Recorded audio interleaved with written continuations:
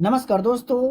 अगर आपका एग्जाम आने वाले तारीखों में है, आने वाले शिफ्टों में है, तो आप इस वीडियो को बगैर स्किप किए हुए पूरा जरूर देखिएगा, क्योंकि मैं आपको इस क्लास की वीडियो में वैसे प्रश्न बताने वाला हूं जो हर शिफ्ट में रिपीट हो रहे हैं। तो बगैर स्किप किए हुए पूरा वीडियो को जरूर देखिएगा। तो पहला प्रश्न है, भारत में किसके जन्मदिन को राष्ट्रीय खेल दिवस के रूप में मनाया जाता है? यह प्रश्न एग्जाम में पूछे गए थे 10 जुलाई के एग्जाम जो हुए थे उसमें। तो इसका सही जवाब हो जाता मेजर ध्यानचंद के जन्मदिन के मौके पर राष्ट्रीय खेल दिवस के रूप में मनाया जाता है। और किस तिथि को मनाया जाता है? तो 29 अगस्त को राष्ट्रीय खेल दिवस मनाया जाता है, ये आप याद रखेंगे। तो भारत का राष्ट्रीय खेल कौन सा है? हॉकी, ये आप याद रखते हुए चले। 2 नंबर प्रश्न की अगर बात करें तो भारत में राष्ट्रीय मानवाधिकार आयोग की स्थापना कब की गई थी? तो भारत में राष्ट्रीय मानवाधिकार आयोग की स्थापना की अगर बात करें तो 1993 में भारत में राष्ट्रीय मानवाधिकार आयोग की स्थापना की गई थी, याद रखिएगा। सही जवाब हो जाएगा ऑप्शन नंबर सी। बात करें दूसरे प्रश्न का तो किसी अंतरराष्ट्रीय हॉकी मैच की सामान्य अवधि कितनी होती है? तो याद रखेंगे साथियों, 60 मिनट की होती है। बात करें अगला प्रश्न का तो 4 नंबर प्रश्न है, हिमालय की सबसे बाहरी पर्वतमाला का नाम क्या है? यह भी एग्जाम में पूछे गए थे, आगे भी पूछा जा सकता है, इसलिए आप याद रखेंगे। तो हिमालय की सबसे बाहरी पर्वतमाला का नाम क्या है? तो शिवालिक जो है हिमालय की सबसे बाहरी पर्वतमाला का नाम है, याद रखेंगे। सही जवाब हो जाएगा ऑप्शन नंबर बी। प्रश्न है, रुक्मिणी देवी अनुंडेल किस नृत्य से संबंधित है? यानी इनका संबंध कौन सा नृत्य से है? तो भरतनाट्यम से, याद रखेंगे। सही जवाब की अगर बात करें तो ऑप्शन नंबर बी हो जाएगा। अब यहाँ पर हम लोग देख लेते हैं नृत्य और उनसे संबंधित राज्य। तो बात करें भरतनाट्यम का तो इसका संबंध तमिलनाडु राज्य से है। कथक की अगर बात करें तो इसका संबंध उत्तर प्रदेश से है। कथक कली की अगर बात करें तो केरल से, याद रखेंगे। ये दोनों में बहुत लोग कंफ्यूज हो जाते हैं। कथक उत्तर प्रदेश का और कथक कली केरल राज्य का है। कुचिपुड़ी की अगर बात करें तो ये आंध्र प्रदेश का है। उड़ीसी की अगर बात करें तो ये उड़ीसा राज्य का है। शास्त्रीय की नृत्य की अगर बात करें तो ये असम राज्य का है। मणिपुरी की अगर बात करें तो ये मणिपुर का है। और मोहिनी अट्टम की अगर बात करें तो ये केरल राज्य का है। स्क्रीनशॉट लेकर के रख सकते हैं, क्योंकि यहाँ से प्रश्न हर शिफ्ट में पूछे जा रहे हैं। तो मेरे प्यारे साथियों, आप यहाँ तक आ गए और अभी तक वीडियो को लाइक नहीं किए तो वीडियो को लाइक करें, और चैनल पर पहली बार विजिट करें तो चैनल को भी सब्सक्राइब करके बेल आइकन को प्रेस करें, और इस वीडियो को अपने उन दोस्तों के साथ शेयर जरूर करें जिनका एग्जाम आने वाले तारीखों में, आने वाले शिफ्टों में है।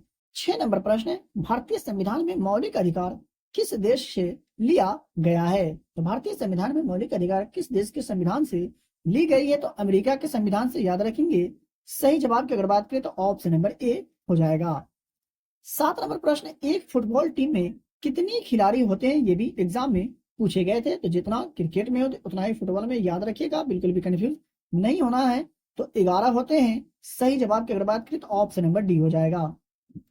8 नंबर प्रश्न की अगर बात करें तो किस देश की राजभाषा दरी है, जो कि फारसी का एक प्रकार है?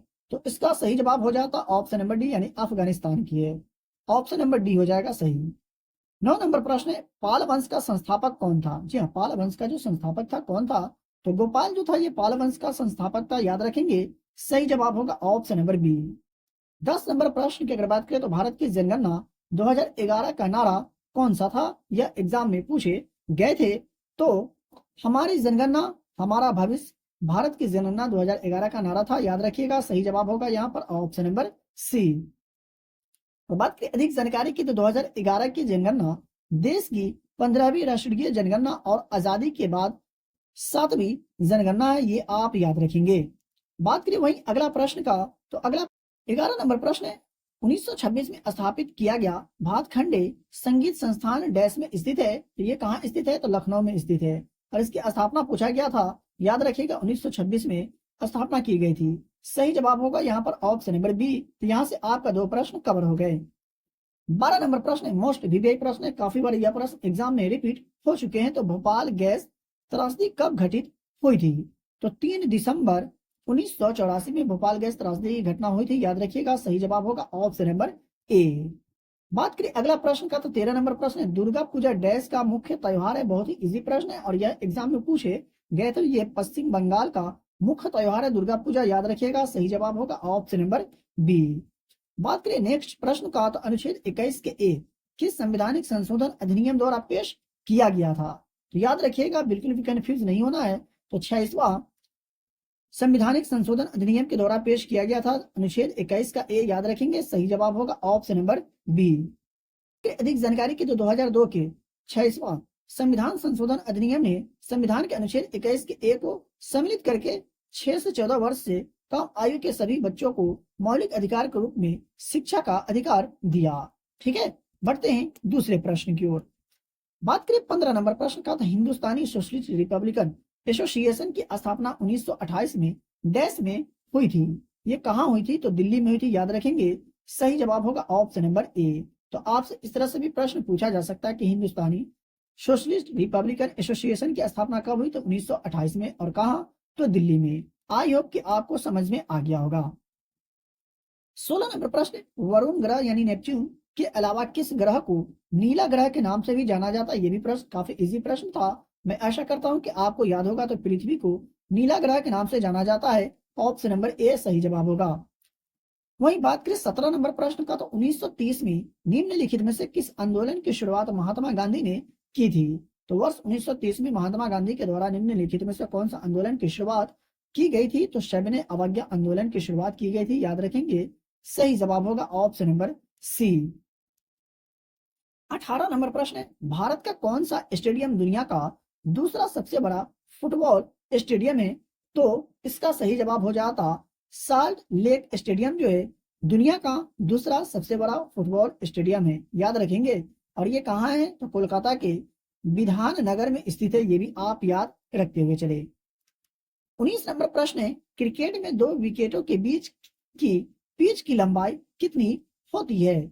याद रखिएगा 22 गज होती है क्रिकेट में 2 विकेटों के बीच की पिच की लंबाई। बात करें वही दूसरे प्रश्न का, तो 20 नंबर प्रश्न है, भरतनाट्यम किस राज्य का प्रसिद्ध नृत्य है? मैं आपको इससे पहले वाले के प्रश्न में बता चुका हूं। तो इसका सही जवाब हो जाता ऑप्शन नंबर बी, यानी तमिलनाडु राज्य का प्रसिद्ध नृत्य है। सही जवाब होगा ऑप्शन नंबर बी। हर शिफ्ट में नृत्य से संबंधित प्रश्न पूछे जाते हैं। 21 नंबर प्रश्न है, डैश को प्रकाश का त्योहार कहा जाता है? तो दिवाली को प्रकाश का त्योहार कहा जाता है। तो मेरे प्यारे साथियों, आप अभी तक वीडियो को लाइक नहीं किए तो वीडियो को लाइक करें, और चैनल पर पहली बार विजिट करें तो चैनल को भी सब्सक्राइब करके बेल आइकन को प्रेस करें। तो चलिए मिलते हैं फिर से नए वीडियो में।